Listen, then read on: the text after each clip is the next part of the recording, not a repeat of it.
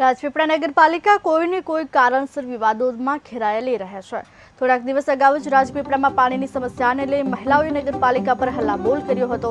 રાજપીપળા નગરપાલિકાના ડ્રાઈવરો હડતાળ પર ઉતર્યા છે। તમામ ડ્રાઈવરો પાલિકાના ચીફ ઓફિસરને આવેદનપત્ર આપવા માટે પહોંચ્યા હતા અને આવેદનપત્ર આપ્યું હતું। આ બાબતે ચીફ ઓફિસરને તેમની અભિપ્રાય લેવાનો પ્રયાસ કર્યો, પરંતુ તેઓએ અભિપ્રાય આપવાનું નકાર્યું હતું। આ બાબતે ડ્રાઈવરો દ્વારા જણાવવામાં આવ્યું હતું, અમને આજે 22 દિવસની નોકરી કરવા માટે સૂચના આપવામાં આવી છે। કોઈપણ જાતની નોટિસ આપ્યા વગર અમને કહેવામાં આવ્યું છે કે અમે જેટલું કામ કરીએ છીએ એટલું અમને વળતર મળવું જોઈએ। અમે ભથ્થું હમણાં સુધી માંગ્યું નથી, પણ હવે અમે ભથ્થું પણ માંગવાની માંગણી કરી છે।